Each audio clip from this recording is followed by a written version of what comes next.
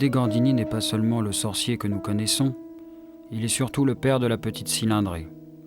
Les succès qu'il a remportés sont là pour le prouver. Aujourd'hui, Amédée Gordini est dans une position critique. Lâché par Simca pour des raisons qu'il ne nous appartient pas de discuter, il essaie de percer un horizon. Renoncer à la compétition, abandonner les courses, cela jamais. Le drame qui se joue dépasse la personnalité de Gordini. Il relève de toute l'industrie française. Amédée Gordini m'en voudra peut-être d'avoir exposé au grand jour les difficultés qui l'accablent, mais il m'en excusera. Ce n'est pas Gordini que je cherche à défendre, c'est un homme. C'est une œuvre qu'il faut sauver. Car l'un et l'autre ne doivent pas périr. Ses fidèles collaborateurs se rappellent du style Gordini. C'était pas un homme qui organisait. C'est pas un bureau, un directeur ou quelqu'un comme j'ai connu après. C'était un patron de l'époque qui arrivait, donc on va faire ci, on va faire ça. Pichetto donc était chef du bureau d'études. Alors lui c'était un homme organisé. Ouais. Enfin ça n'allait pas trop bien avec lui et le patron parce qu'ils n'avaient pas du tout les mêmes idées si vous voulez, sur le plan technique. Un était classique comme Pichetto qui avait quand même pas mal d'années d'ingénieur derrière lui et Amédée il arrivait avec des idées différentes. Les ingénieurs n'avaient pas facile parce que Gordini, vous voyez par exemple pour fabriquer ça, il fabriquait la pièce et après il le donnait à dessiner. Il faisait un peu l'inverse de tout le monde quoi. Et alors c'est pour ça qu'on bricolait, on était sans arrêt en train de couper, de ficeler et tout ça. Puis les ingénieurs ils se creusaient les bras dans le bureau d'études. Parce que c'est Gordini, en vérité, c'est un autodidacte et il s'est formé tout seul. Il n'avait pas d'instruction énorme, je pense pas. Et c'était dans sa tête que ça se passait. Alors il fabriquait et après il donnait à faire les plans. Alors d'habitude on travaille sur plan. Hein. Ben, lui c'était l'inverse. Si Claude Loisier se souvient avec humour des débuts du boulevard Victor, très vite les intuitions du sorcier passent par la planche à dessin. Mais il fallait quand même pouvoir suivre la pièce que vous aviez dessinée, la voir sur la voiture, essayer de la monter avec les mécanos, et une fois ou deux, ça m'est arrivé de me retrouver un peu surpris, parce que sur le dessin, ça allait très bien, mais en pratique, c'était très difficile à monter. Je faisais faire un châssis avec les empattements de la voiture, les voies. On avait fait autour, on tournait des roues. On faisait un châssis en bois, et hop, mastic. J'avais fait faire des outils, c'est-à-dire des lames de scie coupées avec un petit manche qu'on soudait. On avait des couteaux, un tas de choses. Et on fabriquait, on dessinait la voiture. C'était amusant, au bureau, on s'asseyait et puis chacun y allait de son petit coup de couteau, de son petit coup de scie. À partir de ce modèle, on construisait un squelette en bois à l'échelle 1. Les maquettes en bois, c'était le père Launay, le père de Jacques Launay qui les faisait, qui était un menuisier. Et il partait de ça, d'une forme. Alors c'était Gordini qui dessinait les formes avec le père Launay. Puis ils établissaient une ossature en bois, et après, ils ajustaient des tôles d'alu, les formes là-dessus. Moi j'ai vu Gabi, il prenait un bout de tôle comme ça, une boule en bois, puis il vous a un capot, il vous a une aile, là, comme ça. Au maillet simplement. Là c'était un bon lui. C'était une technique assez particulière à Gordini. Donc, il y avait toute une structure en tube d'acier Reynolds, ici, avec un méplat en acier soudé. Et la carrosserie était en dural, donc très légère, et formée et pincée tout le long sur le méplat en acier. Donc c'était très rigide, très léger, et tout était absolument démontable, très rapidement. Les Gordini ont une particularité aussi, c'est d'avoir le châssis et les éléments de suspension en chrome molybdène, c'est-à-dire ces pièces-là, qui ont la particularité de ne pas rouiller. Donc c'est très agréable à entretenir. Et sur le plan esthétique, c'est très agréable à voir. Quand les châssis étaient faits, les carrosseries, on descendait les châssis en bas, et chacun avait sa part de travail. Il y avait des motoristes. Vous aviez Athos Cuerzola, le frère du patron, qui était un des privilégiés, elle l'appelait aussi Amédée, avec Robert Aumaître. il y avait Libert Thézeau. Ça, c'était 2 motoristes. Celui qui s'occupait des transmissions, c'était Loris Pantin. Alors lui, il faisait les boîtes de vitesse et les différentiels. Ça c'était un domaine réservé. Alors nous, les jeunes, notre travail, on agissait sur le moteur au moment de faire la culasse. On rodait les soupapes, on redressait la culasse, on montait les soupapes. Et quand les motoristes avaient terminé leur embiellage, les pistons et tout ça, on leur fournissait la culasse et eux terminaient le moteur. Et nous, à ce moment-là, nous prenions le moteur, on le montait sur le banc d'essai. Et l'essayeur, c'était le chef d'atelier, Léon Fièvre. Au début de l'année 52, toute l'équipe est occupée à la fabrication d'une nouvelle monoplace et la mise au point d'un nouveau moteur 6 cylindres de 2 litres.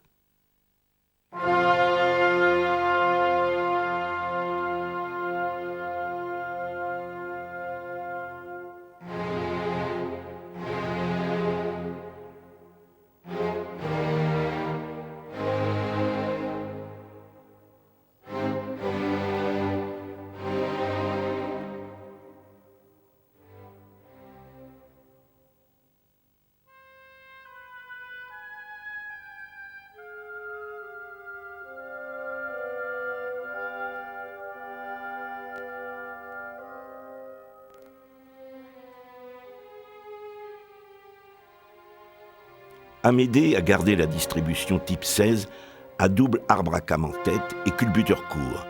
Mais au niveau des suspensions, à l'avant, les bras inférieurs commandent les barres de torsion situées dans les longerons.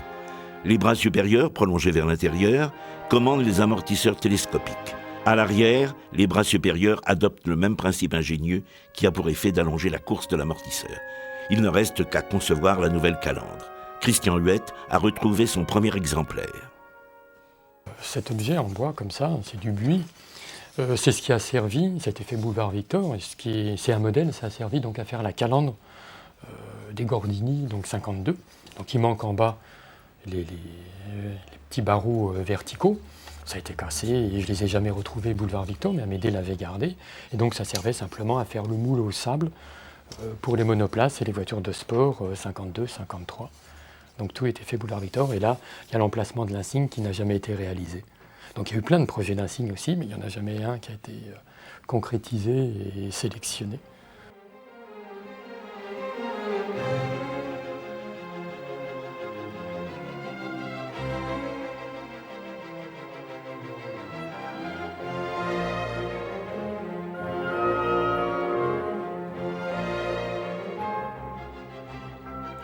La première course de la 6 cylindres aura lieu à Marseille avec à son volant Robert Manzon.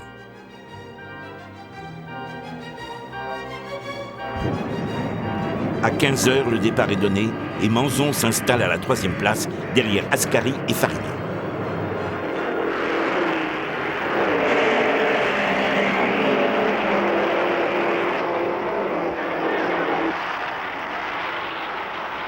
Mais au 27e tour, la boîte de vitesse de la 31 lâche. Robert prend la monoplace de Bira et entame une superbe remontée.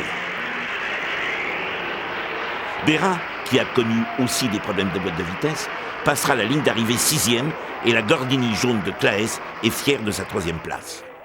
Robert Manzon obtient une 2e place brillamment acquise. Seules les boîtes de vitesse ont souffert sur ce circuit sinueux. Le patron a des raisons d'être souriant, les moteurs ont résisté. Tous les espoirs sont permis et depuis le mois d'avril, l'équipe et l'Action Automobile ont décidé d'ouvrir une souscription pour aider Gordini. Au bureau d'études, on s'active à passer le 2 litres à une cylindrée de 2 litres 3 en augmentant l'alésage et la taille des pistons. Ce moteur équipera les sports qui vont bientôt faire parler d'elle. À Berne, Bera termine 3e derrière 2 Ferrari. Mais à Montlhéry, comme à Albi, les Gordini de Peyrat et Manzon doivent abandonner leur première place sur rupture de pont ou rupture de boîte de vitesse qui passe difficilement la puissance. Et ce mal stoppera souvent les Gordini. À la Pentecôte, les courses dans la principauté sont réservées aux voitures de sport. Manzon a la rage le dimanche lorsqu'il arrive au départ avec sa 1500. La voiture n'était pas là, n'était pas prête. Naturellement, pas de temps, on m'a mis en dernière ligne. C'était logique. Et naturellement, La voiture marchait admirablement bien. Elle avait toutes les qualités ce jour-là. Moi, je me sentais bien. Et naturellement, dans la dernière ligne, j'ai fait le nécessaire pour doubler, tant que j'ai pu. Et je savais qu'à l'entraînement, c'était Moss qui avait fait le meilleur temps. Je ne me rappelle pas avec quelle voiture, je crois que c'était une Aston Martin, une Jaguar, un truc comme ça. Je sais que c'est lui qui avait fait le meilleur temps. Lorsque je l'ai doublé, c'est fini, je me suis mis au repos. J'ai gardé la distance avec Moss, mais je n'ai plus insisté pour aller plus vite. Et Gordini me passait les panneaux, moins 15 secondes, moins 10 secondes, moins 10 secondes, moins 12 secondes. Ils sont fous. Je ne les croyais pas, parce que pour moi, le leader, c'était Moss. Et sur le circuit, il y avait un personnage italien, connu de toutes les écuries de course, c'était M. Cararoli. Il était de Turin. Et lorsque je le vois, comme le doute que j'avais avec les panneaux, je lui fais signe, moi, premier ou deuxième. Il me dit, toi, deuxième. Oh, aïe, aïe, aïe, aïe. Alors là, j'ai compris que Gordini avait raison, que c'était moi qui ne le croyais pas. Et naturellement, je me suis mis à augmenter mon rythme. Et finalement, j'ai pu arriver à rattraper la Ferrari dans la descente avant le tunnel. Et je suis arrivé, j'ai gagné la course.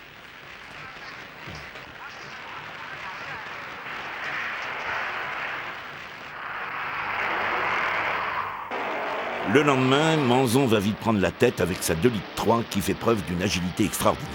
Mais au 24e tour, le moteur de l'Aston de Parnell explose dans le virage de Sainte-Dévote. Je suis arrivé dans cette huile, naturellement, en tête à queue. J'ai tapé dans la voiture de l'Anglais, j'ai tapé dans les tribunes. Moi, c'est arrivé derrière moi encore.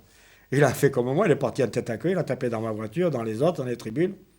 Et ça s'est encore arrêté là. Les drapeaux n'étaient pas sortis pour nous dire il y a l'huile. C'est pas comme maintenant. Maintenant, avant qu'elle y soit, l'huile, on vous la signale. Nous, quand elle y était, on ne la signalait pas. La voiture, entièrement neuve, déjà inscrite aux 24 heures du Mans, est quasiment détruite. Gordini avait pourtant pris soin de la baptiser avec du blé vert. Une superstition parmi tant d'autres. Il était très superstitieux. Très très superstitieux. Le vendredi 13, il ne sortait pas, passait pas sous une échelle. Un chat noir, il faisait des kilomètres si un chat noir était passé devant sa voiture. Non, il était très très superstitieux. Il croisait les doigts, touchait du bois. Porte de Versailles, dans l'ancien atelier, il avait des chats. Et un jour, c'était des chats gris. Et un jour, il rentre à l'atelier, on venait de déjeuner, on rentre à l'atelier comme ça. Et qu'est-ce qu'on voit? Un chat noir. Alors, il est rentré dans une fureur. Il me dit, mais fais-le partir, sinon je le tue. Ah ben, lui, il était marrant, toi. Un coup, il s'arrête pour pisser, il a trouvé un trèfle à 4 feuilles. Vous lui auriez donné 20 millions, il n'aurait pas été plus content. Hein.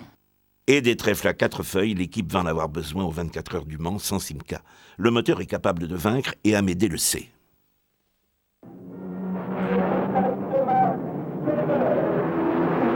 Simon sur Ferrari est le plus rapide au départ. Mais à 18h30, Béra dépasse la Ferrari et prend la tête du classement général. Le moteur donne toute sa puissance. La Gordini mène tambour battant. Mais les freins vont-ils tenir? Les freins, il fallait commencer à les faire chauffer sans freiner, à peine, les faire lécher aux 500 mètres, pour pouvoir s'en servir aux 300 mètres. Autrement, ils ne freinaient pas. Les faire lécher pour les chauffer. Si on ne faisait pas ça, ça ne freinait plus. On ne pouvait plus tourner. À 4 heures du matin, après 12 heures d'une course victorieuse, la Gordini, qui était déjà la dernière en piste, abandonne, privée de frein. Levesque prend la tête sur sa Talbot, mais à 1 heure de la fin, son moteur le prive de la victoire et Mercedes obtient le doublé. Pour Amédée, la déception est à la hauteur des espérances. Mais comme toujours, les courses s'enchaînent et tout doit être prêt pour rejoindre le Grand Prix de Spa une semaine plus tard.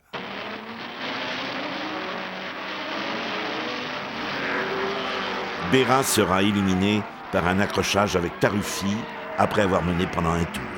Manzon terminera 3e sur une piste rendue glissante par la pluie.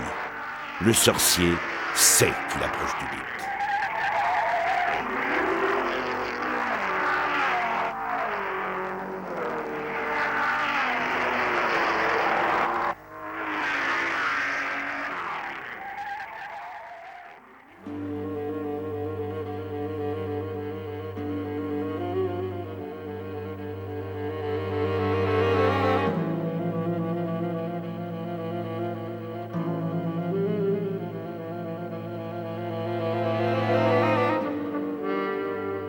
Reims 52, il y a 2 courses.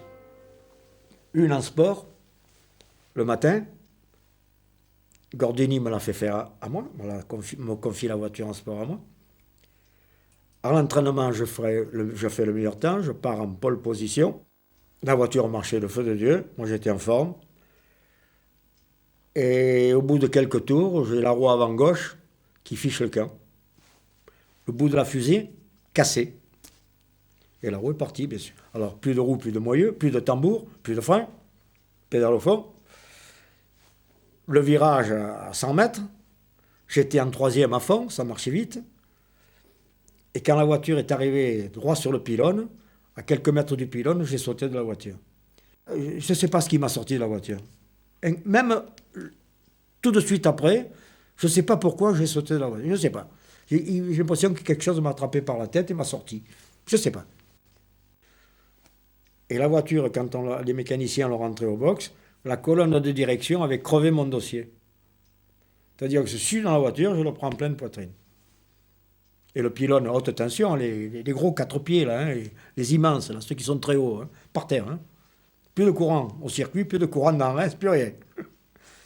Monsieur Totoroche m'a dit « 1 million, il me coûte ton poteau !» Mais pourquoi j'ai cassé une fusée? Pourquoi elle a été trop bloquée? C'est ça, le mystère. C'est ça, le mystère. On l'a jamais élucidé, hein, parce que les mécaniciens, ils savent monter les fusées. Hein. Ils savent monter les fusées. Et un roulement de Tinken sur une fusée de roue, s'il est bloqué, ça ne tourne pas, hein, ou mal. Eh bien, ça a été comme ça, je ne sais pas. On n'a jamais pu élucider l'histoire de la rupture de la fusée. Voilà.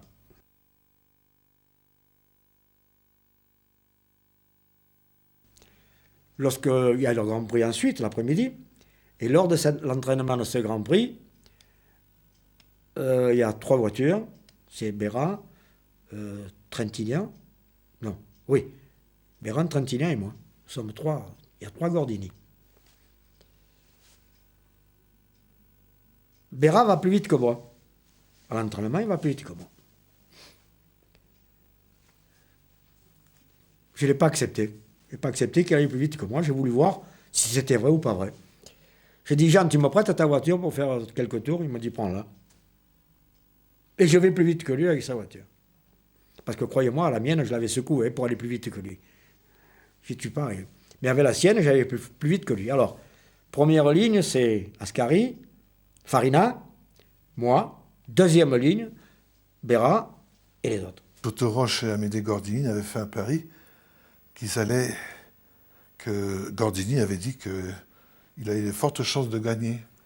Mais par rapport aux Alfa, aux Ferrari, tout ça, Totoroche a proposé un pari de 100 bouteilles de champagne millésimées, sachant très bien qu'on n'avait pas grand-chose.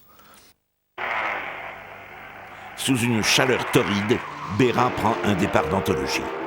Il se porte à la hauteur d'Ascari et Manzon et passe en tête au premier tour. Trintignant, de retour chez les Bleus, ne fait qu'un tour. C'est une bagarre magnifique qui s'établit en tête. Béra et Ascari se partagent le commandement, mais très vite, Béra prend le dessus et creuse son avance. Dira est 4e et Manzon, longtemps 3e, est contraint à l'abandon. Le pont arrière s'est brisé. C'est un jour béni. Béra va gagner le Grand Prix de Reims. Les Ferrari sont battus.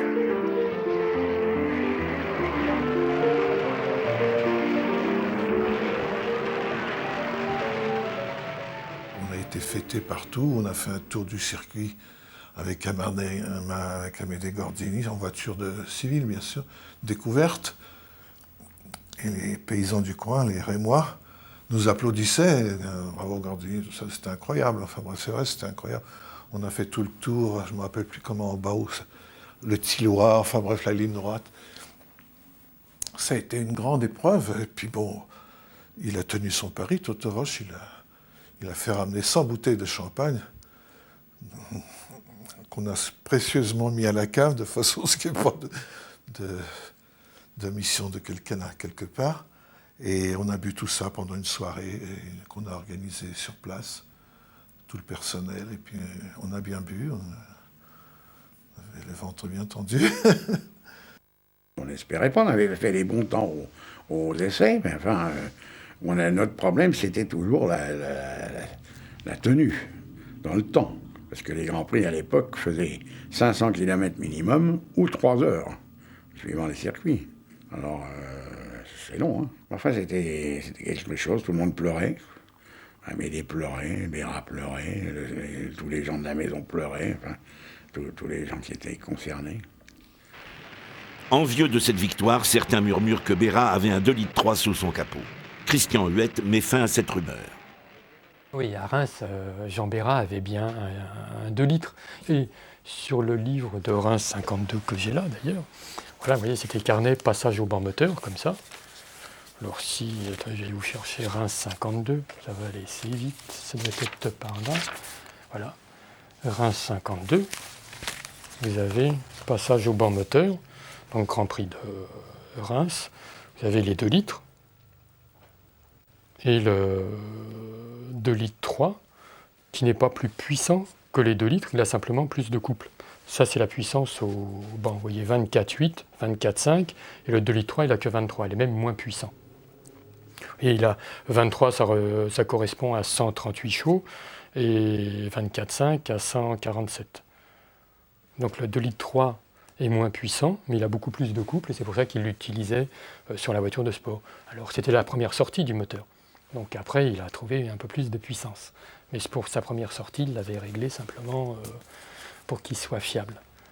Il avait simplement la voiture la mieux préparée du clan Gordini. Il avait la meilleure boîte de vitesse, le meilleur pont.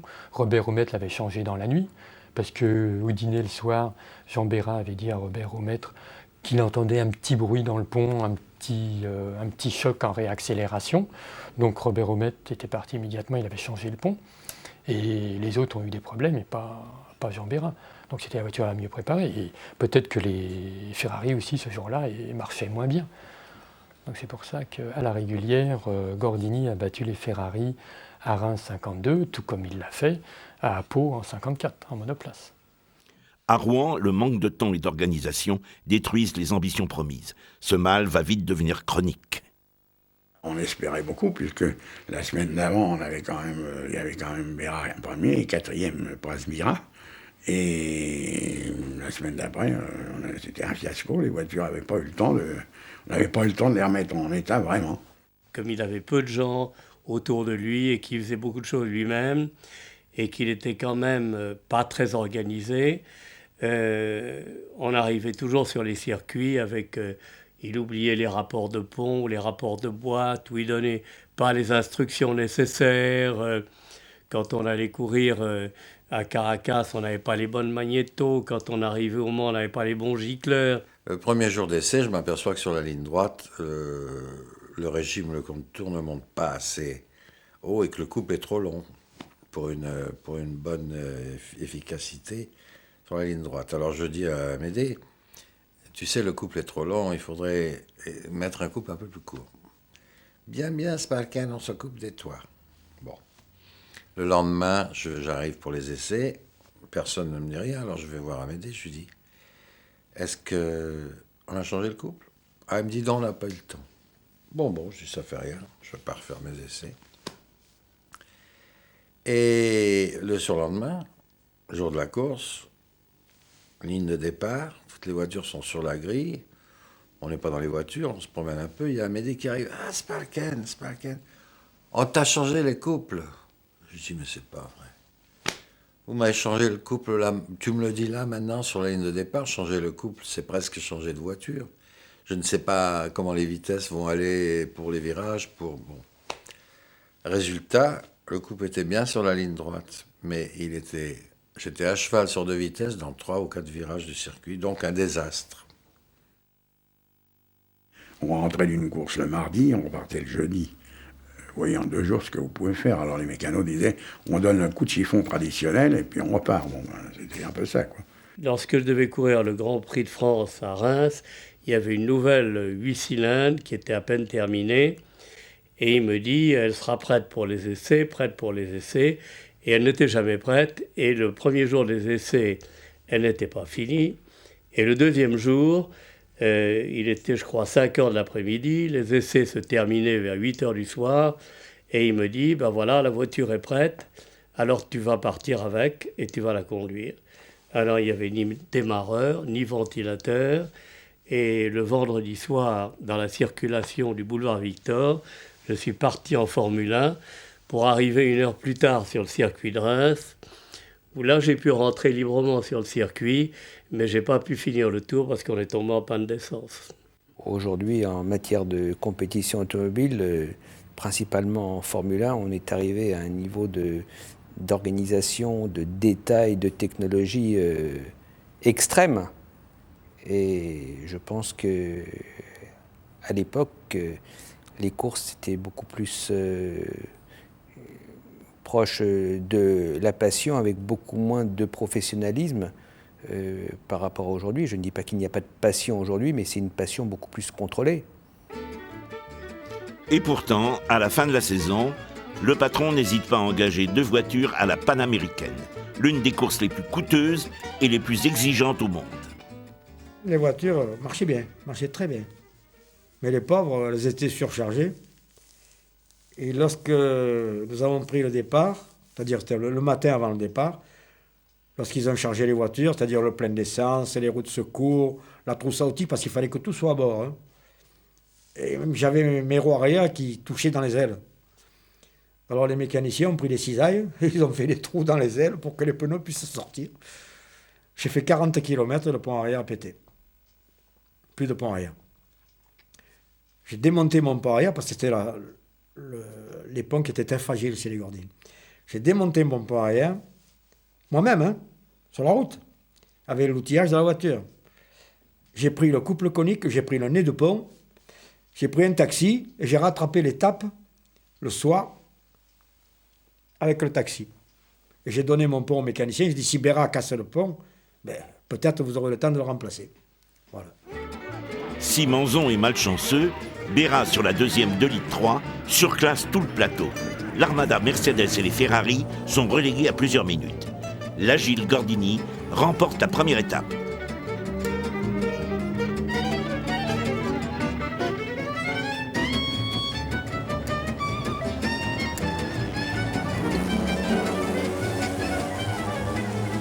Seulement, la malchance est encore au rendez-vous. Ils avaient signalé les virages dangereux avec des poteaux et des cartons où était marquée la distance de freinage entre le virage et le premier poteau. Il y avait un gendarme qui gardait le circuit, là, qui avait eu chaud, il a levé la veste, il a pendu au panneau. Béra est arrivé, il n'a pas vu le panneau, ni la distance de freinage. Il n'a pas décéléré, il est sorti de la route. Béra, qui s'est couché dans la voiture, n'est que blessé. Mais cet accident impressionnant reste bien révélateur du danger des courses des années 50. On était pratiquement en insécurité, je dirais, partout, sur n'importe quelle voiture. Il y a des circuits qu'on préférait, il y a des circuits qu'on n'aimait pas, il y a des circuits très dangereux.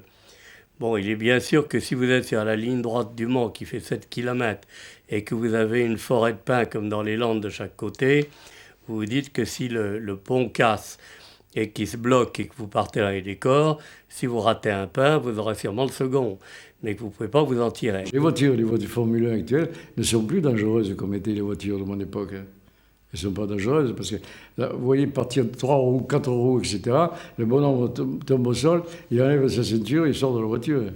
Tandis qu'à ce moment-là, c'était l'hôpital. Hein. La différence fondamentale, enfin une des différences fondamentales entre les années 50 et les années 2000, c'est la sécurité, les progrès qui ont été faits en matière de sécurité, aussi bien au niveau des circuits qu'au niveau des voitures. Aujourd'hui, une Formule 1 avec sa coque carbone est beaucoup plus sûre. On voit des accidents chaque week-end de Grand Prix qui auraient eu une issue fatale il y a quelques années, alors que là, eh bien, principalement, ça se passe bien.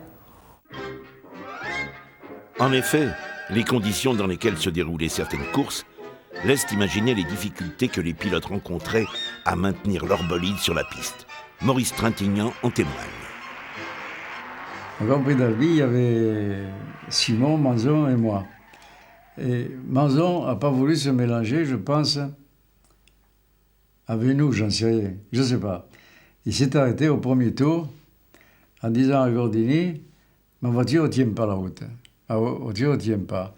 Alors Gordini lui a dit, mais ça fait rien, continue, Manzon, Robert. Il a dit, mais je vais me tuer. Ça fait rien, il dit, tu continues. Alors j'ai trouvé ça amusant. Et après la course, on m'aidait à regarder ma voiture, et il me dit, les voitures n'usent pas de pneus. Tiens. Ben, je lui dis, c'est pas possible qu'elle en use. Il me dit, pourquoi? Je lui dis, ben, qu'elle est toujours en l'air. Après cette saison un peu folle, Amédée perd la confiance de Robert Manzon, qui quitte l'équipe. Il me devait beaucoup d'argent, j'ai dit j'arrête. J'ai dit si un jour vous êtes décidé à me payer et que vous voulez encore que je revienne, vous me le faites signe. Alors là, je suis parti chez Lancia. Chez Lancia, je suis rentré avec Ferrari. J'ai fait quelques courses avec quelques résultats, mais je n'en ai pas fait beaucoup. Et un beau jour, Amédée me téléphone. Il me dit, j'ai besoin de toi. J'ai dit, ben, vous connaissez ma demande. Vous me payez les arriérés, j'arrive. Il me dit, ben, viens, nous discuterons. Alors, il m'a payé les arriérés, pas tout à fait, mais enfin. Et j'ai recommencé. Je ne pouvais pas lui refuser ça parce qu'il m'a ouvert la porte. Alors, ma foi, je lui devais quelque chose aussi. Hein. Je lui devais quelque chose aussi. Au début de l'année 1953, un nouveau pilote vient apporter 2 victoires aux sorciers au Grand Prix d'Agadir. C'est André Guelfi. Dans l'atelier du boulevard Victor, le clan Gordini attend avec impatience le Grand Prix de Pau. On va enfin monter sur les monoplaces des amortisseurs Messier. Les boîtiers sont solidaires des barres supérieures, alors que les axes fixes sont reliés entre eux par une biellette. Le pari est gagné. Jean Bérat constate très vite lors des essais que ce montage est positif sur le comportement de la voiture. C'est le premier duel de la saison entre le sorcier et le commandateur. Les Gordini sont en deuxième ligne et au premier tour, on voit passer Ascari, Farina, Hawthorne et Bérat légèrement distancés. Il va profiter d'un tête-à-queue de Farina pour se rapprocher de l'Anglais.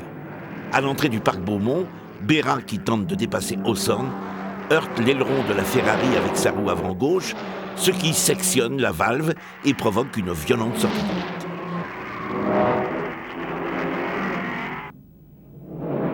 Bérat est blessé. Trintignant, longtemps troisième, doit abandonner, laissant ainsi la dernière marche du podium à Harry Schell.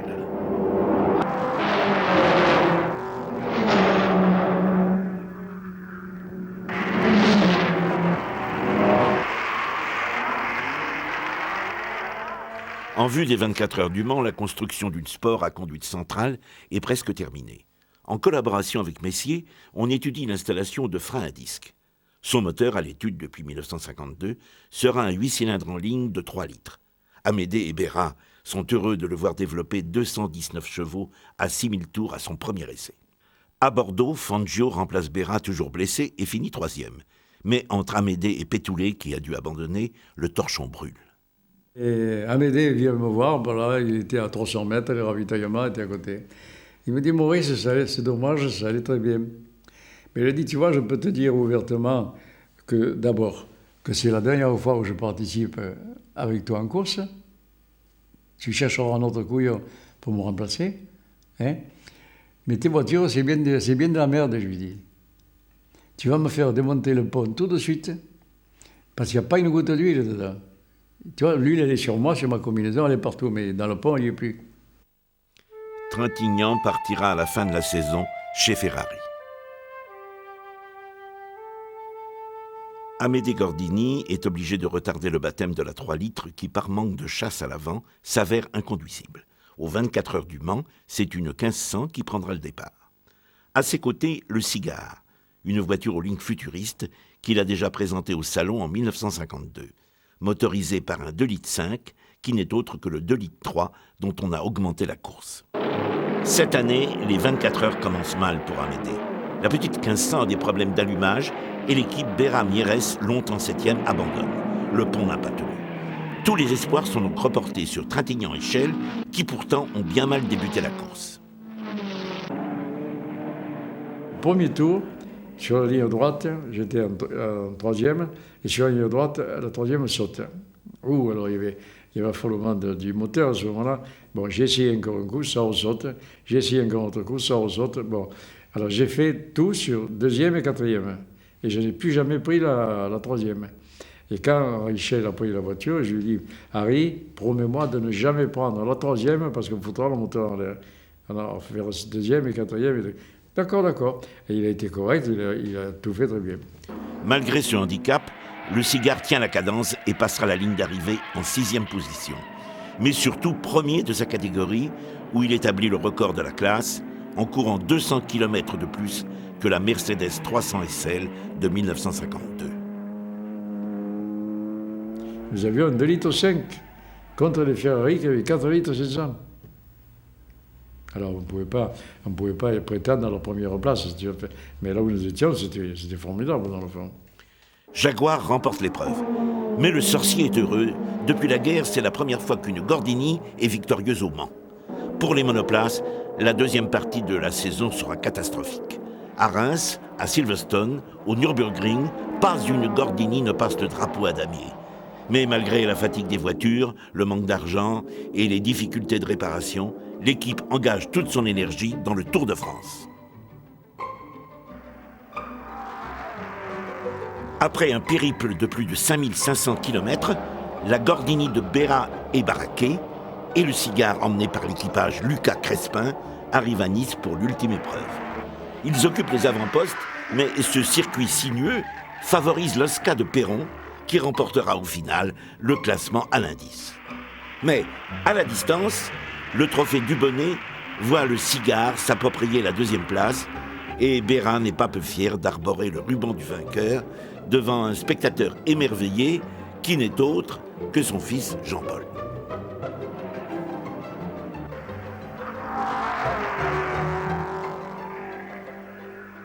J'avais une dizaine d'années un peu dépassées, et de m'être penché au-dessus du véhicule et voir comment c'était à l'intérieur.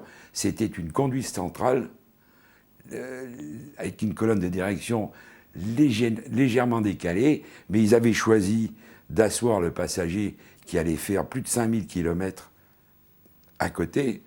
Il y avait 2 oreillers, une couverture, et le pauvre baraquet, il a fait 5500 km dans ces conditions. Mais la fin de saison est en demi-teinte. Les Gordini font des places d'honneur dans quelques courses sport secondaires, mais les monoplaces ne passeront pas la ligne d'arrivée au-delà de la 4e ou la 5e place. En cette fin d'année 1953, pour la première fois, des sponsors supportent les équipages français qui vont participer à la Panaméricaine. Gordini bénéficie de l'aide de Dubonnet et de Biscuit. Seulement, leur contribution est dérisoire par rapport au coût d'une telle épreuve. Et malgré une préparation attentive, Béra sur la 3 litres et Lucas sur le Cigare arriveront hors délai et seront éliminés à la 4e étape. Faute de moyens, Gordini n'a pu assurer une assistance digne de ce nom. À la fin de la Panaméricaine, il s'est démarqué d'ailleurs sur son livre, il le dit. Il a dit, quand je vois l'organisation qu'il y avait des concurrents, des Lancia, des Ferrari, il dit on était vraiment des clochards, il a employé le mot. Alors pour que ça vienne de lui, c'est vraiment qu'il avait pris quelque chose au moral. Il avait pris un coup au moral. Il avait les ambitions et les capacités, mais le problème financier était là, et ça, il n'y a rien à faire. Et pourtant, ce ne sont pas les idées et les innovations qui manquent. Pour la nouvelle saison, où la réglementation passe les moteurs à 2,5 litres, le principe de l'allumage à double étincelle est au centre des discussions. La bougie, au fond d'un puits, détermine une sorte de préchambre qui débouche dans la chambre de combustion par 2 canaux. Une sorte de double allumage avec une seule bougie. Et les soupapes de ces nouveaux moteurs, prévus pour la mi-saison, seront maintenant commandées par Délinguet.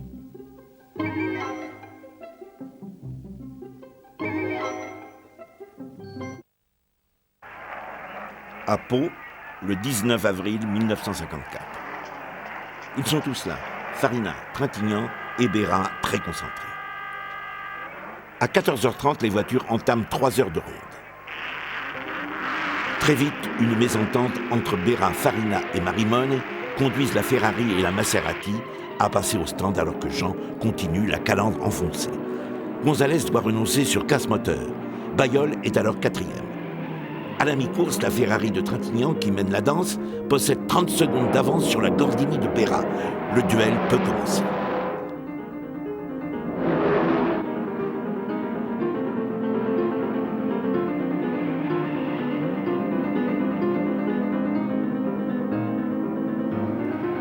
À 20 tours de la fin, l'écart est tombé à 20 secondes. Les records du tour s'enchaînent.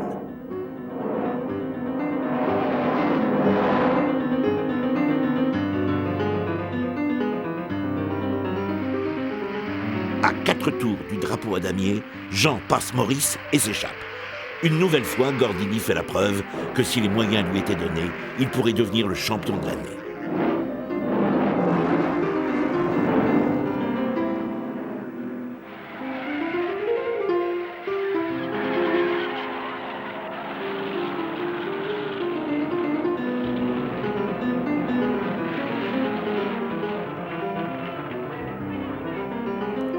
Pour ce jour, c'est Jean Berra qu'on porte en triomphe.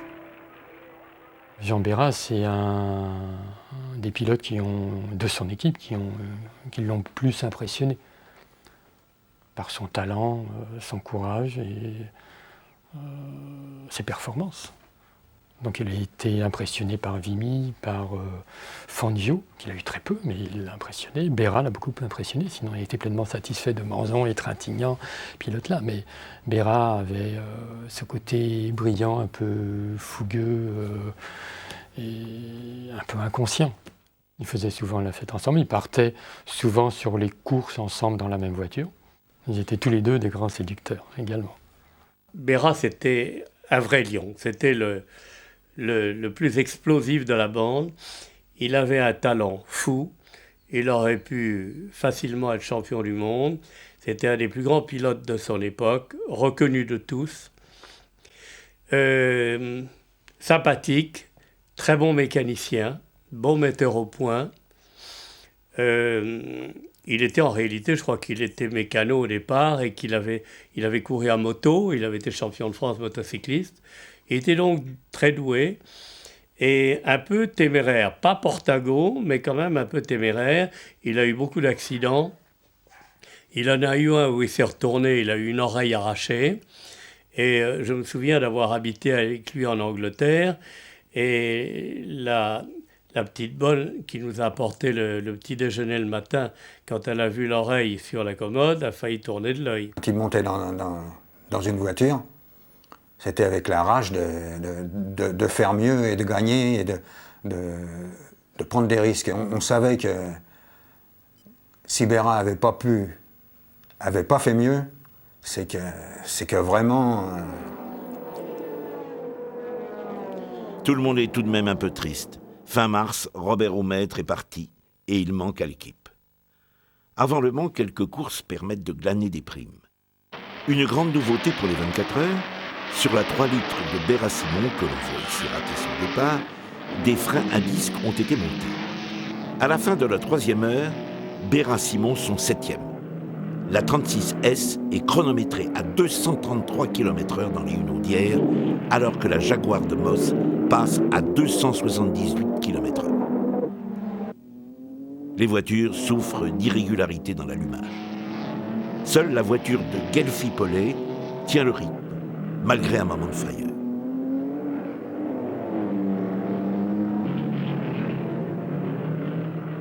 On s'est arrêté au stand et la voiture ne démarrait plus. Et alors, on n'a pas le droit de pousser, comme vous le savez.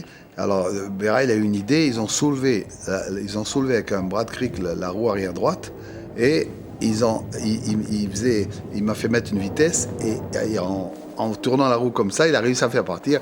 Je suis parti et on a continué. Ils ont eu raison de s'acharner pendant 1 heure.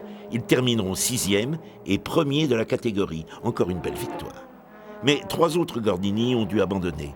On peut voir Berra pousser sa voiture, dont les vertex ont surchauffé. Gonzalez et Trintignant sur Ferrari, après une course terrible sous la pluie, passeront la ligne d'arrivée en tête. Mais tout le monde de la course attend le Grand Prix de Reims. Les Mercedes sont de retour.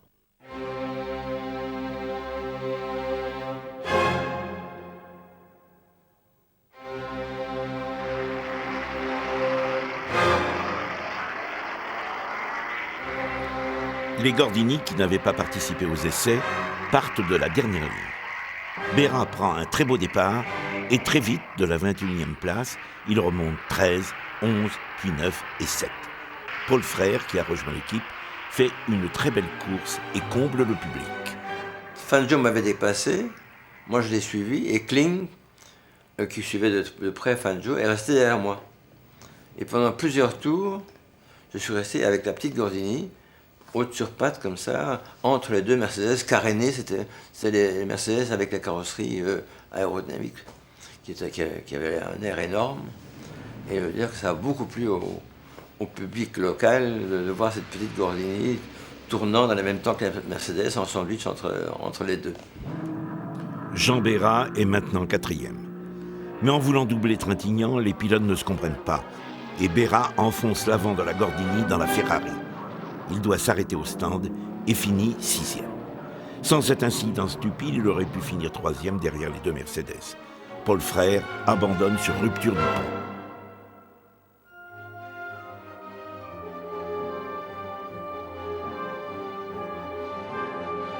Suite au Grand Prix de Reims, l'Autojournal publie le 15 juillet 1954 un numéro qui oppose André Costa et Roger Coudert.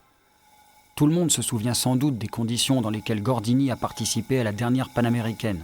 Souscription, discours, 3 millions dépensés. Résultat, nul. Alors que Gordini reconnaît lui-même qu'il ne peut préparer ses voitures d'une manière satisfaisante, il les engage pourtant dans toutes les compétitions. Rarement présent à l'arrivée, il l'est toujours au départ. Il y a eu des épidémies au Nürburgring sur les fusées de roues avant. Dans la même course, il y a eu 4 voitures qui sont sorties à cause d'une fusée, toutes pareilles, la même faille dans la fusée. Mais on n'avait pas les moyens de contrôler qu'on a eu après. Parce qu'on contrôlait avec un produit liquide qui détectait les fissures, mais les fissures apparentes.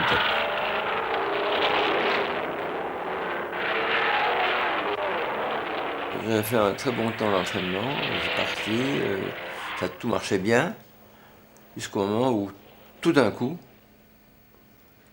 une fusée avant a cassé, la roue est partie dans la nature, avec le tambour de frein, et avec un seul circuit de frein, donc j'avais plus de frein, et j'avais 3 roues. Heureusement, c'est passé dans une partie relativement droite du Nürburgring, et en plus en côte, ce qui fait que je suis arrivé à mettre la voiture sur le côté de la piste et sortir sans aucun problème. Mais ce serait arrivé 2 km plus tôt, dans la descente vers Adenauer, qui est tout en virage, avec des ponts et des obstacles de ce genre-là, et bien je ne serais probablement pas ici pour raconter l'histoire. En début de saison, les voitures étaient fignolées, impeccables, on espérait. Et comme il fallait, pour assumer le quotidien, gagner de l'argent, l'argent c'était les primes de départ, c'était éventuellement les primes d'arrivée, donc, ou les mécènes comme Englebert, Shell, etc., qui donnaient un petit peu d'argent. Mais donc il fallait absolument rouler tous les dimanches. Tous les dimanches, une course, même 2 des fois, quand il y avait des courses sport à un endroit et des courses monoplace à un autre endroit, on se partageait en 2 équipes et on courait les 2 côtés pour prendre des primes de départ. Donc, au bout d'1 mois dans le circuit, les voitures étaient déjà fatiguées et on était obligé de remédier à des situations invraisemblables. Quand vous montiez sur une Gordini, vous saviez que n'importe quoi pouvait vous arriver. Moi, j'ai cassé la direction, j'ai eu l'accélérateur qui se bloque, j'ai eu les freins qui lâchent. À Dakar, je me rappelle d'avoir vu une roue qui est passée par-dessus moi. Je me dis, quel est l'imbécile qui perd sa roue? Et c'était moi. Et alors, évidemment, il y avait des gros tambours, ce qui fait que la voiture se penchait un peu, et puis elle tournait sur le tambour, et on arrive à s'en tirer. Mais c'était les Gordini. C'était la glorieuse incertitude des Gordini.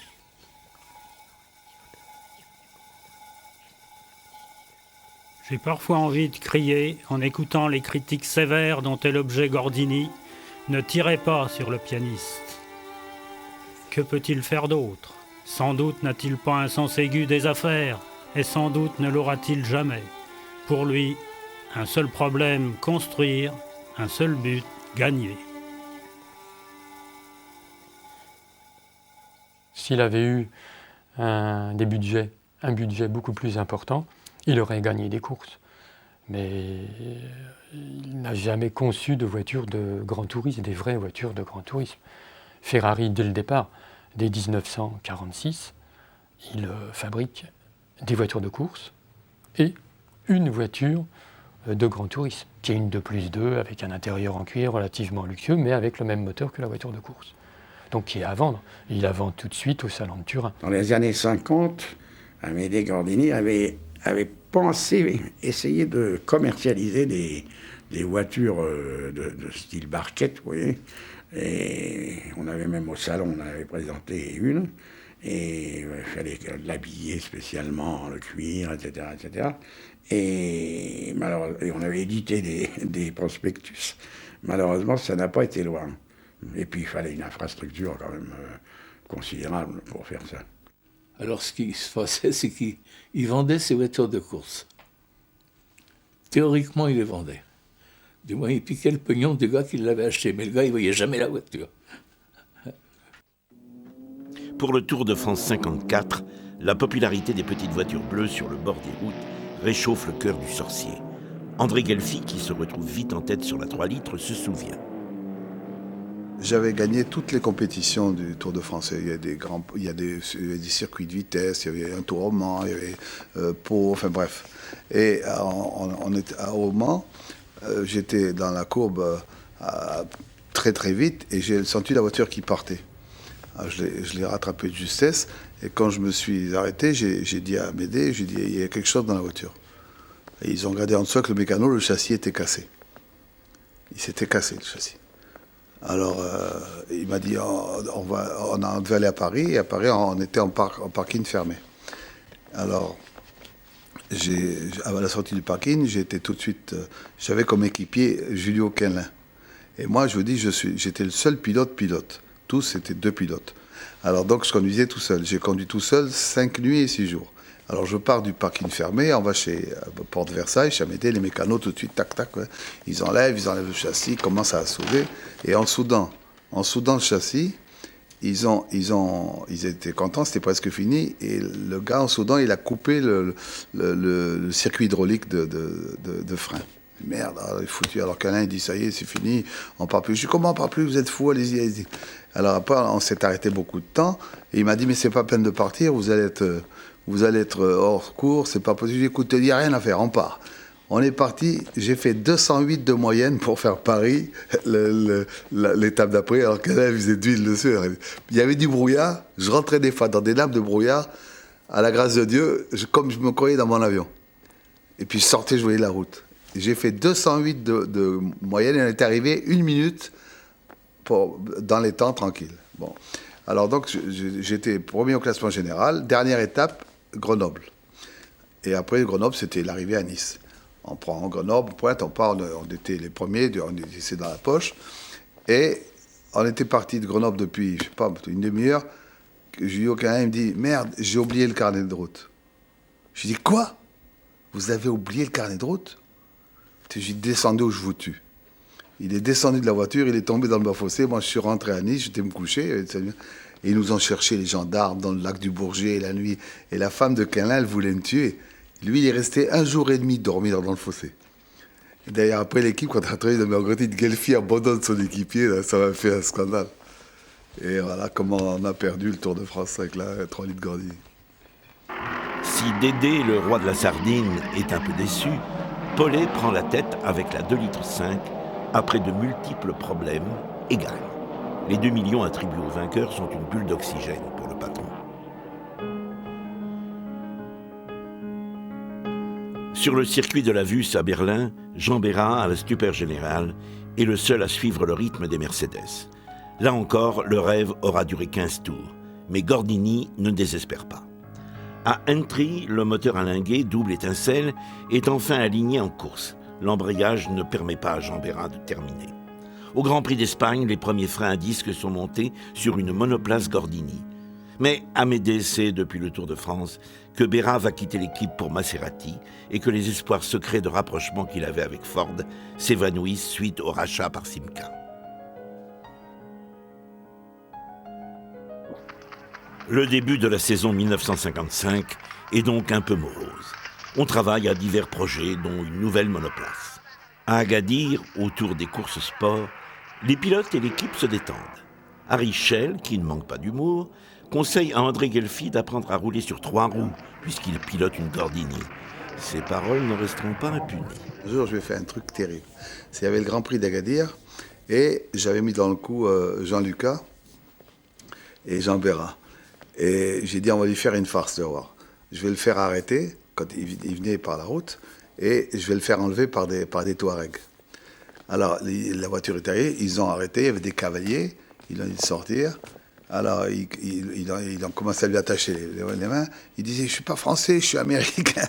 Les mecs, ils l'ont attaché sur le cheval. Et là, il était mort. Et puis, nous, on se marrait. Les types sont venus nous dire, ça y est, qu'est-ce qu'on en fait? Je dis, bon, non, libérez-le. On se faisait des farces comme ça. La nouvelle monoplace, dite Type 32, que tout le monde attend, est née, difficilement. Son premier châssis, construit d'après les plans de Pichetto, que Gordini affublera de châssis de camion, sera détruit car trop lourd. Amédée y a mis son grain de sel et a gagné 40 kilos. Les 4 roues sont indépendantes et supportées par 2 gros bras, formant avec le porte-moyeu un 3 barres de watts. Le pont rigide a donc disparu. Avec ce dispositif, le débattement des bras est rigoureusement parallèle au châssis.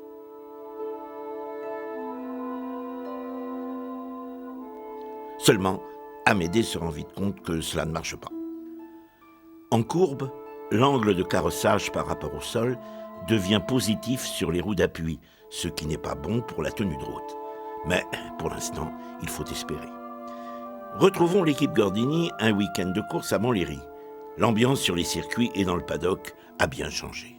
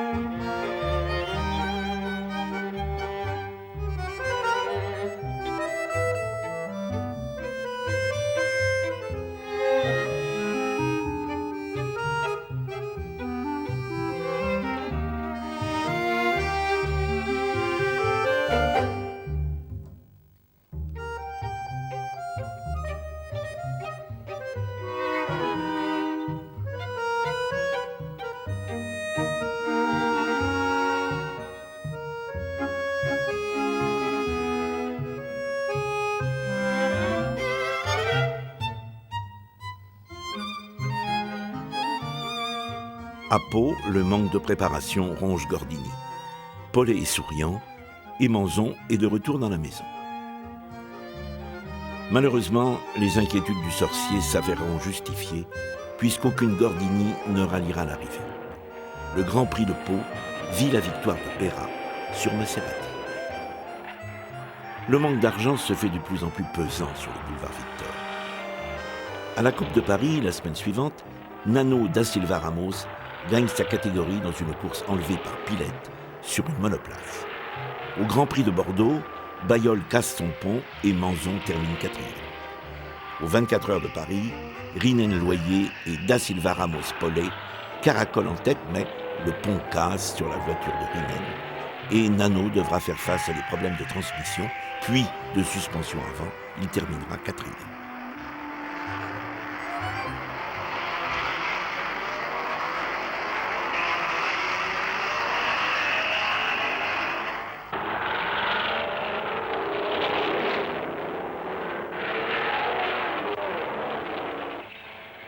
Tenir. Là est la première condition pour gagner, doit se répéter Amédée en arrivant aux essais dans la principauté.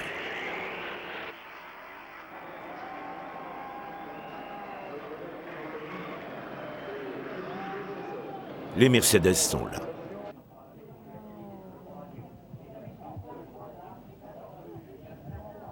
Maurice Trintignant et Ugolini échafaudent une tactique de course pour amener sa Ferrari à la victoire. Il y a 100 tours à faire. Je passe sur 50 tours, avoir une conduite de la voiture tout à fait spéciale, à moi. C'est-à-dire que le moteur qui tourne, mettons, à 7500 tours, je crois, j'emploierai que 7000 tours pour économiser le moteur, ne pas tirer dessus et m'en servir après le 50e tour. Parce que j'estime que là, il y a une fatigue du pilote qu'on ne ressent pas, mais qui existe. Et à ce moment-là, je demanderai au moteur s'il le faut les 500 tours de mieux.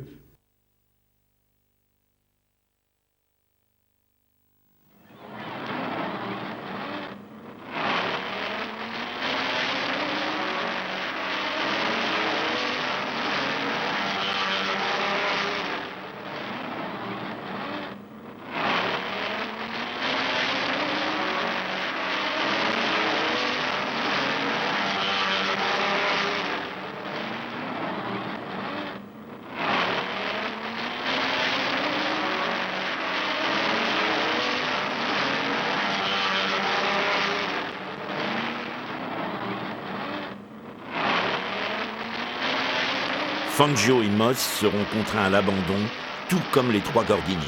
Une fois de plus, les ponts n'ont pas tenu. Ascari, alors en tête, pressé par Trintignant, sort de la piste à la chicane et termine dans les eaux du port, heureusement sain et sauf. Et Maurice peut compter une victoire de plus à son palmarès. J'aimais la course comme on aime une femme, dans le fond.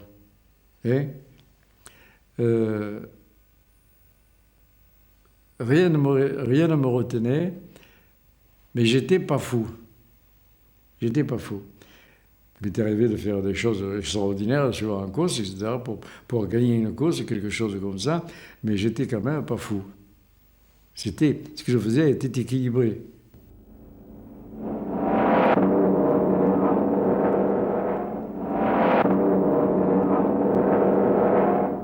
La voiture, on la mettait en glissade. On la mettait à la tangente en glissade, prête à partir pour le tête à queue, mais elle glissait. Alors, c'est une conduite un peu spéciale et un peu à part dans le fond.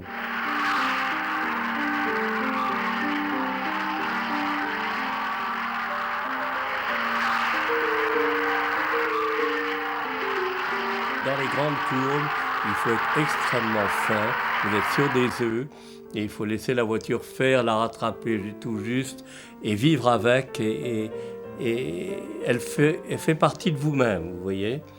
Et là, petit à petit, vous trouvez facilement les limites, et vous voyez exactement le moment où elle va dévisser, où vous ne pourrez plus la rattraper.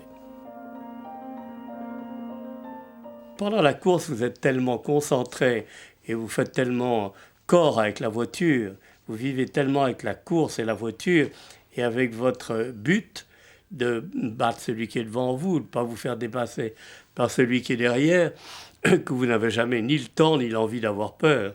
Vous faites pleinement ce que vous faites, vous l'adorez, et vous vivez tout à fait en dehors du monde et en dehors des réalités et des gens.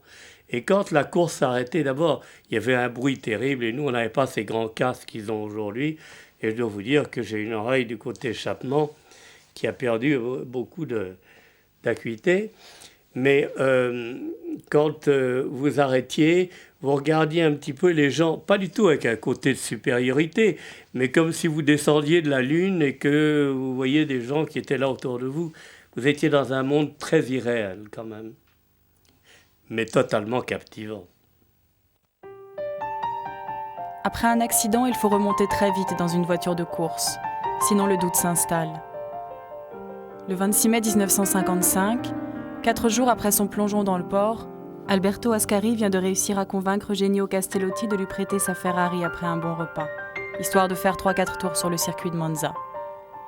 Cet homme très superstitieux, qui disait à Enzo Ferrari qu'il ne voulait pas que ses enfants l'aiment trop, ainsi, s'il devait s'en aller, ils en souffriraient moins, pour une raison encore indéterminée, 2 tours plus tard, sort de la piste et se tue.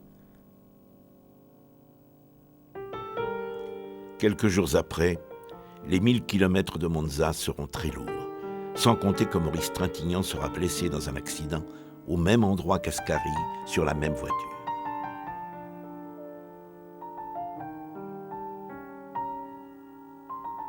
À l'époque, on peut dire que c'était un sport encore un peu noble, et un peu spécial, avec de grands risques. On risquait sa vie. Moi, je me rappelle quand j'ai fait une fois les 1000 milles avec un copain, à un moment, il m'a demandé de s'arrêter à l'hôtel. Avant le départ, je lui ai demandé ce qu'il allait faire. Il m'a dit « j'ai laissé mon testament ». Oui, je veux dire, c'était une époque où on n'était jamais sûr d'arriver.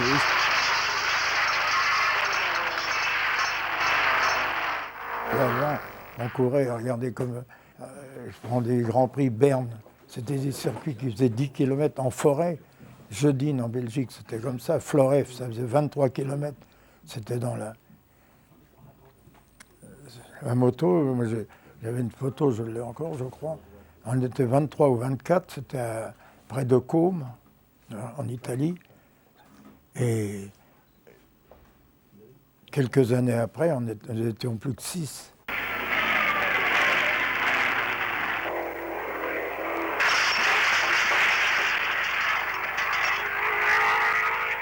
Il ne fallait pas y penser. Il ne fallait pas y penser. Il fallait être très dur avec soi-même. Moi, quand j'ai eu l'accident à Reims le matin, je suis parti l'après-midi en Formule 1, c'était pourquoi? C'était d'abord pour passer à la caisse, et ensuite pour me lever la trouille. C'est indispensable. Si vous pensez à ça, vous ne remontez plus sur le cheval. Il ne faut pas y penser. On le regrette, on le déplore, mais ça fait partie du jeu. Tous les 15 jours ou tous les mois, il y avait un pilote qui se tuait ou qui se blessait très gravement. Et la course, alors aussitôt après, on disait « Oh, c'est idiot, on arrête de courir ». Et 2 jours après, on se reparlait. 3 jours après, on était aux essais. Et c'était notre vie. Mais c'était quand même une période très difficile, et difficile pour nos femmes. J'ai toujours eu peur. Et parce qu'on allait souvent aussi aux enterrements, et surtout la dernière année, quand mon mari a couru, on est allé trop souvent aux enterrements de nos amis. Et chaque fois, je voyais mon mari d'être le prochain. C'était horrible, horrible. Et aussi, on mangeait toujours à la même table, une grande table. C'était comme une grande famille. On se connaissait quand même tous. Et tout le monde venait avec sa femme, même des fois avec des enfants. Et puis le dimanche après, il y en avait un qui manquait. Enfin 2, puisqu'il n'y avait plus la femme non plus. Et c'était très douloureux. Et quand il y avait... Fan qui s'est tué, moi j'étais enceinte et ça a été un tel choc que psychologiquement, physiquement, je ne pouvais plus le supporter.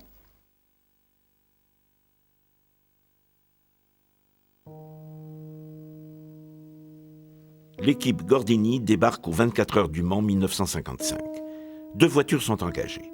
La 3 litres 36S, recarrossée pour homogénéiser le style Gordini autour du dessin de la nouvelle monoplace, est confiée à Manzon et Bailleul. Et une 2 litres pour le duo Da Silva Ramos-Paulet. 2 accidents vont troubler les essais. Jean Bérat se fait faucher dans les stands et blessé aux jambes et à la face, il devra renoncer à courir sur sa Maserati. Et la 3 litres Gordini aux essais de nuit est gravement endommagée par Bailleul qui exécute des tonneaux à Maison Blanche en voulant éviter des spectateurs.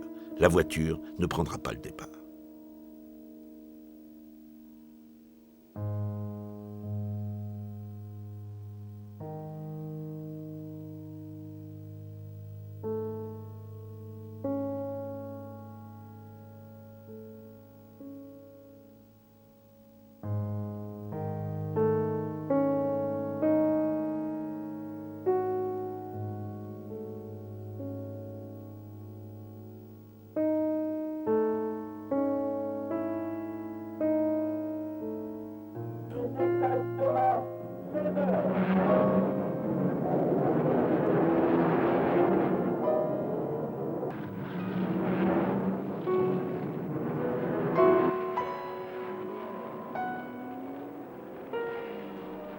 Au premier tour, Castellotti fait le trou.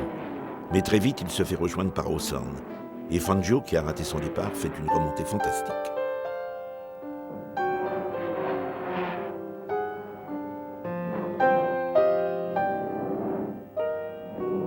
Lorsque Mike le voit dans ses rétros, il voit rouge.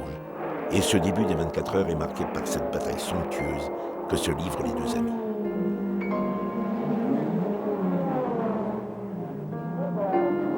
Maurice Trintignant a déjà des problèmes avec sa Ferrari.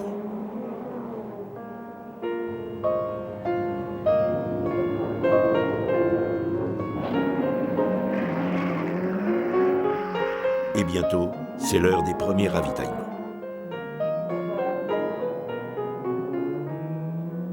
Nous, on était justement avec le patron sur le muret des stands. On était 2 ou 3 avec le patron qu'on attendait une voiture qui devait ravitailler. Et tout d'un coup, on a vu une voiture en l'air.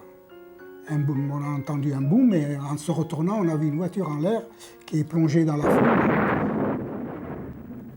La voiture de Levesque vient de décoller sur l'Austin Hillet de McLean et de se désintégrer dans la foule.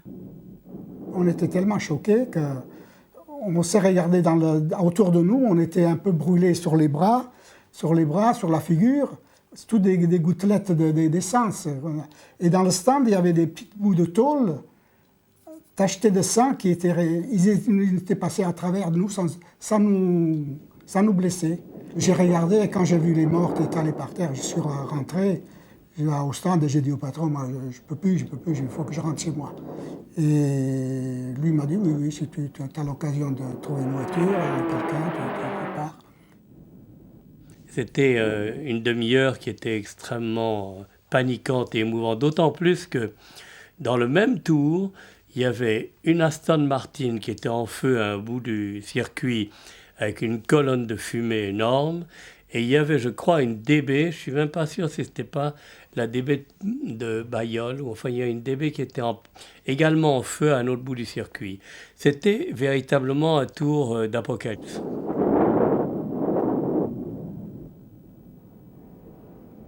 Ça a quand même été l'amorce de la fin des courses, pendant un an, en France et dans d'autres pays.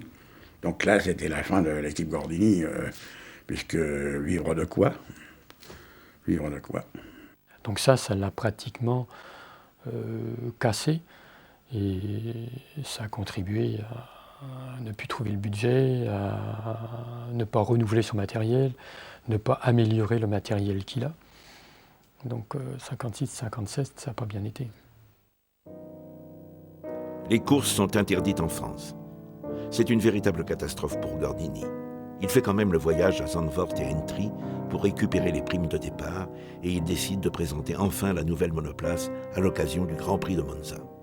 C'est Jean Lucas qui la conduit. Manzon a renoncé à la piloter après avoir fait une dizaine de tours. Elle ne tient pas la route.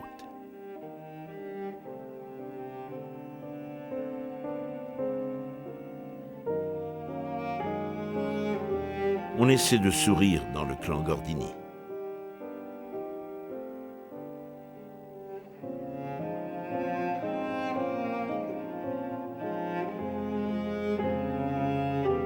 Fangio et Baudai sont autour du sorcier qui, malgré tout cela, conserve la foi.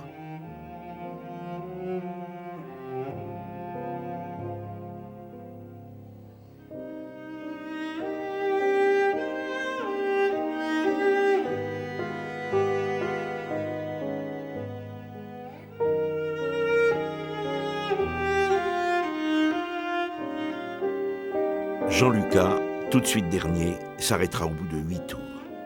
La chaleur dégagée par les freins a eu raison du pont. C'est une friteuse, commentera Libert. Et les deux monoplaces de Da Silva Ramos et Paulet abandonneront sur soupape grillée et axe de linguet cassé.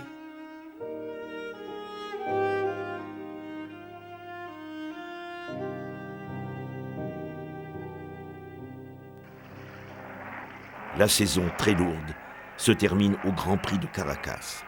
Manzon-Lucas amèneront la 3 litres à la 7e place et Nano à la 9e.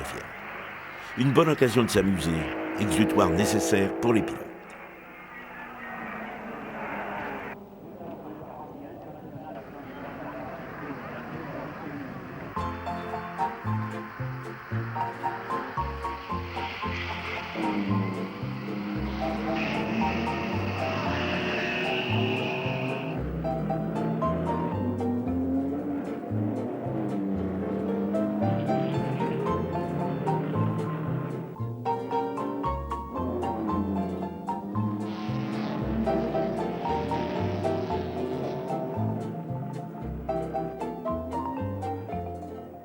Quand il courait pas, là, c'était la relâche.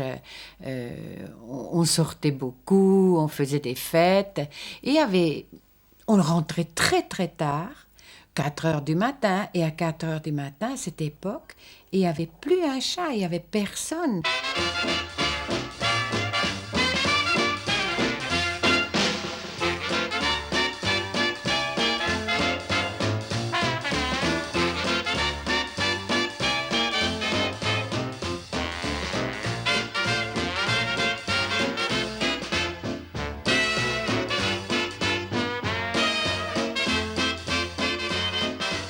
Gordini n'est pas le dernier à faire la fête.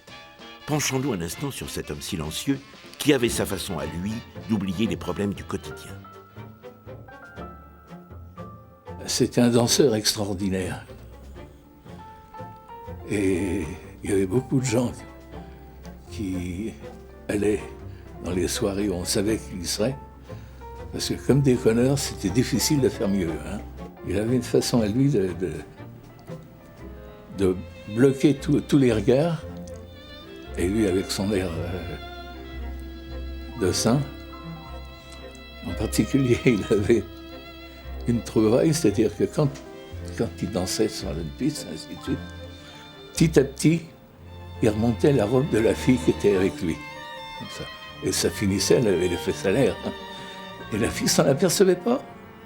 Alors par contre, tous les gens qui étaient autour, autant vous dire que c'était la grosse rigolade. Hein. Et ce que j'ai jamais compris, c'est qu'il changeait de cavalière, il recommençait avec une autre, qui certainement avait vu ce qu'il avait fait avant, et elle se faisait baiser de la même façon. On avait tout un groupe de copains qui jouaient 1 ou 2 fois par semaine à la belote, et Amédée était un des compétiteurs les plus acharnés. C'était des crises pas possibles avec Amédée, parce que dès que quelqu'un commençait à faire une faute ou faire une annonce, parce qu'on jouait une belote un peu compliquée quand même, bridgée, on montait, bon, et comment ton frère, de boucan épouvantable. C'est-à-dire que j'adorais Amédée, qui était très très jeune de caractère, et évidemment je le connaissais moi de réputation. Sur lui, il avait toujours un jeu de cartes, un paquet de cigarettes et un jeu de cartes. Donc dès qu'il y avait 5 minutes, après les essais d'une course, il tapait le carton avec ses amis qu'il rencontrait, Georges Howell ou d'autres, ou les pilotes à l'époque. Et sinon, ses amis de belote qui étaient Todd, le fils Béra, etc. C'était sa grande distraction, mais il jouait à la belote un peu comme disait son usine, toujours avec beaucoup de rigueur. C'était souvent qu'il engueulait ses partenaires.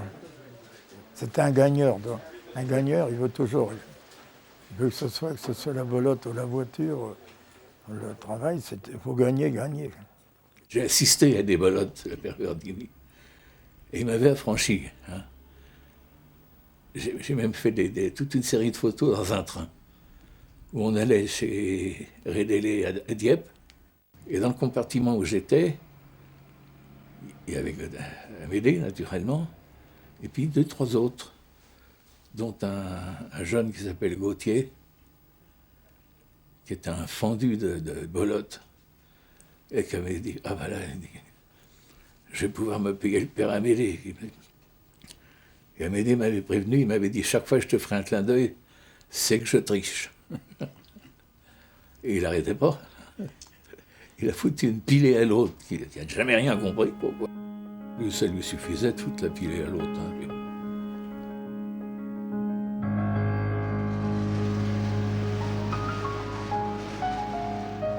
C'est à Agadir que l'on retrouve l'équipe Gordini en ce mois de février 1956.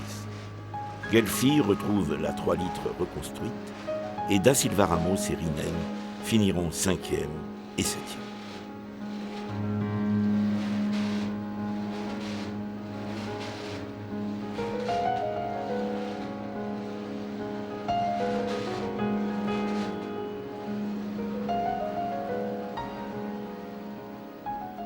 Le 6 mars, au palais de Chaillot est présentée la Dauphine, qui porte tous les espoirs de la régie Renault. À cette occasion, Ferdinand Picard présente Amédée Gordini à Pierre Dreyfus, PDG de la régie. Le sorcier lui fait part de ses projets et Pierre Dreyfus demande à Gordini d'établir un dossier sur ses activités, son personnel, son bureau d'études.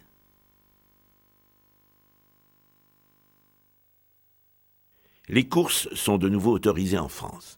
Le sorcier a réussi à alléger la 32 de 110 kilos et tout le monde a le sourire et croit au miracle en arrivant à Monaco.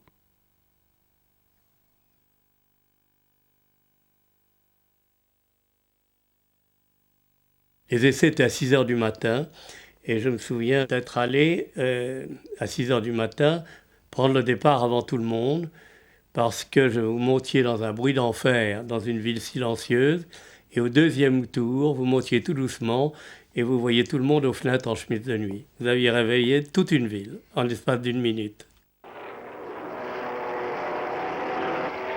Comme on peut le voir, c'est sous un soleil éclatant que Stirling Moss ne laisse à personne le loisir de prendre la tête. Bailleul, sur la Type 32, laisse très vite le volant à pilote. Manzon est 7e sur la 6 cylindres, Da Silva 9e.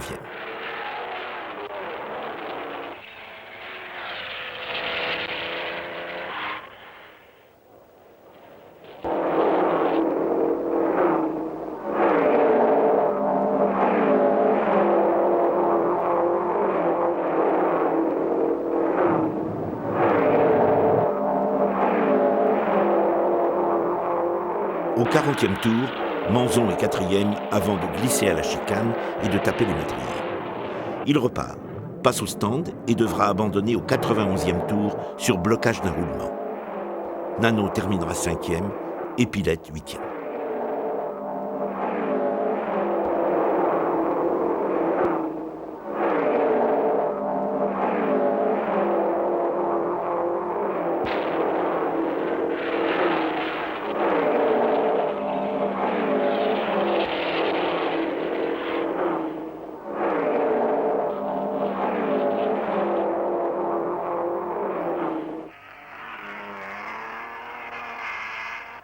De retour à Paris, Amédée aura la surprise de voir entrer dans son bureau la romancière Françoise Sagan. Sagan avait lu des articles dans les journaux en 1955 que ça allait mal.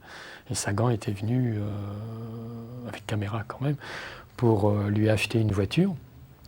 Et donc elle lui avait demandé combien il vendait cette 8 cylindres qui plaisait à Sagan. Et Amédée avait dit attendez une seconde. Il était allé dans son bureau, il avait demandé à Alus, sa secrétaire, le montant des dettes. Et il avait dit, c'était le prix, Françoise Sagan avait fait un chèque pour la voiture, et donc il devait être préparé. Elle était partie ce soir-là avec une autre voiture. En effet, Gordini lui prête le cigare en attendant de lui céder la 36S. Mais ses préoccupations sont autres.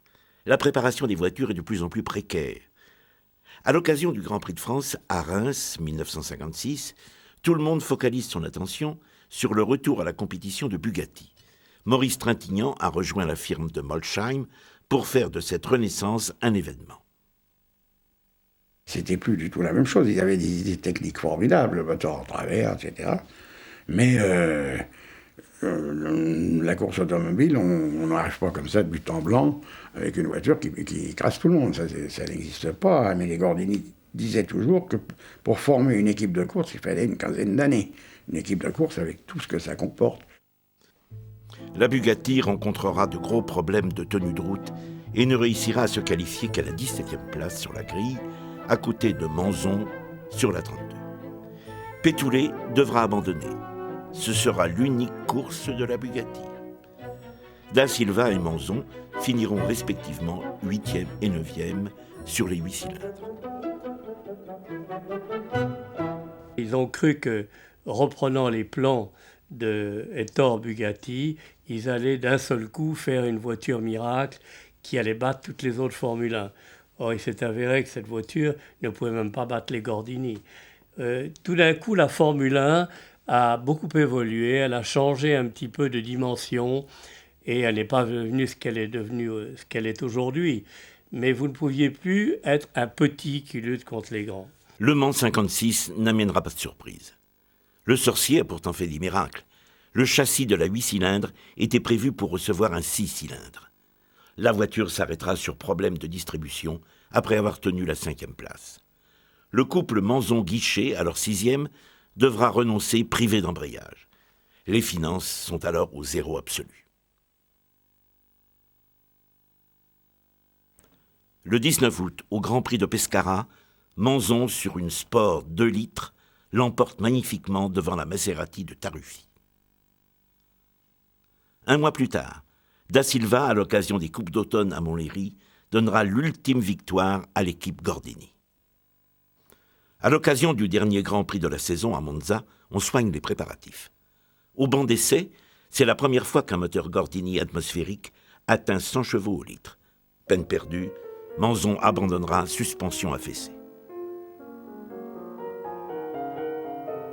Plusieurs moteurs de Dauphine sont livrés boulevard Victor. Une nouvelle culasse est dessinée, ainsi qu'une nouvelle tubulure et un nouvel arbre à cames. Le contrat avec la régie Renault est enfin signé. Il prévoit l'étude de la Dauphine Gordini, équipée d'un moteur plus puissant et d'une boîte à 4 rapports.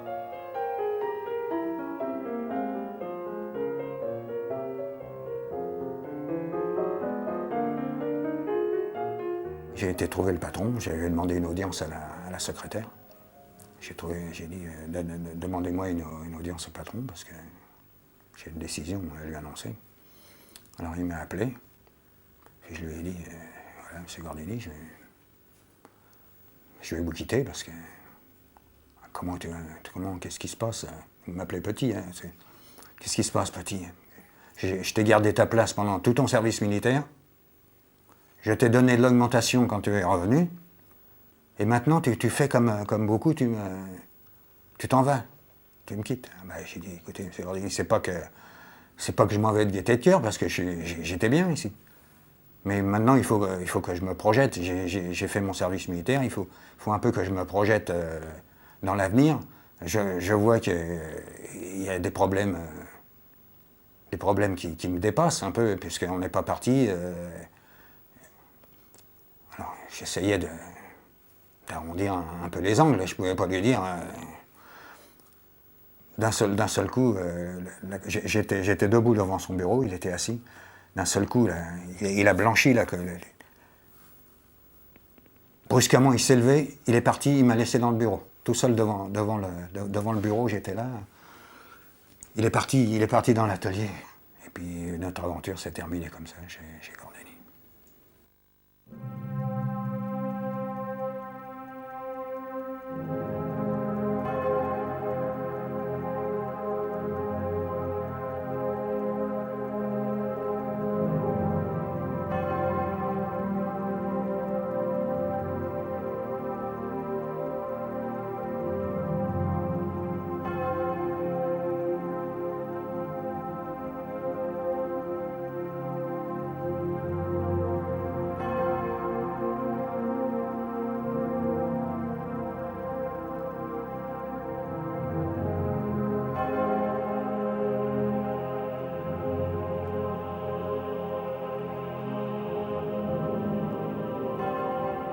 On est arrivé à Monaco, où moi j'ai décidé, en raison de la mort de Portago, d'arrêter pendant 1 an.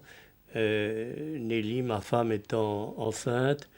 Et comme j'ai décidé de ne pas courir, je l'ai appelé pour lui dire je ne courrai pas à Monaco. Mais je n'avais pas encore décidé vraiment de m'arrêter pendant 1 an.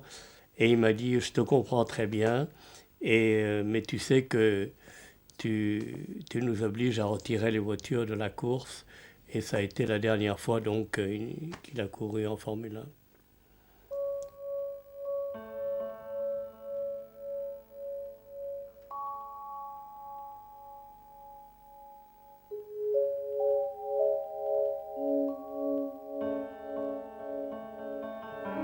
Sur le vieux châssis équipé du 8 cylindres utilisé au Mans 56, Amédée et Gaby élaborent une nouvelle robe pour la dernière Gordini. Le sorcier espère encore secrètement pouvoir la commercialiser après l'avoir présentée aux 24 heures du Mans 1957 aux mains de Guelfi et Guichet.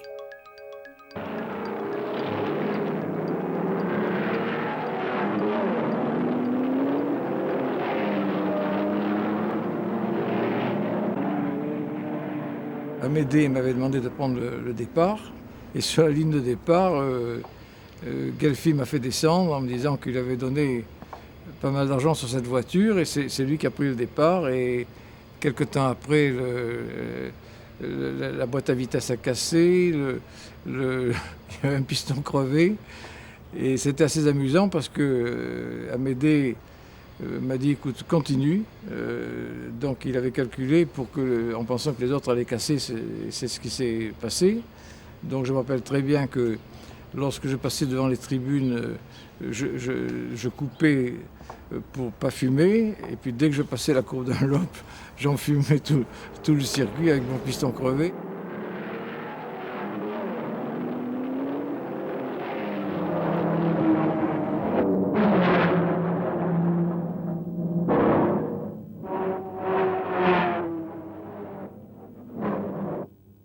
Les voitures ont pris le départ et ils savaient qu'elles allaient abandonner avant qu'elles prennent le départ. Ne serait-ce que les Vertex, qui avaient fait un grand nombre de courses depuis des années, qui n'avaient pas été rembobinés. Ils savaient qu'ils allaient chauffer, qu'au bout de 4-5 heures, les voitures allaient ratatouiller et s'arrêter. Mais il n'avait pas l'argent pour les faire. Donc il espérait, mais sans conviction. Le patron est maintenant rentré à Paris. Son silence est lourd et sa silhouette un peu voûtée se dessine sur les murs. Il éteint la lumière sur l'atelier et ferme la porte. Une page se tourne. Celle de l'histoire Renault-Gordini commence à s'écrire. Amédée Gordini et son équipe de compagnons font maintenant partie de l'histoire.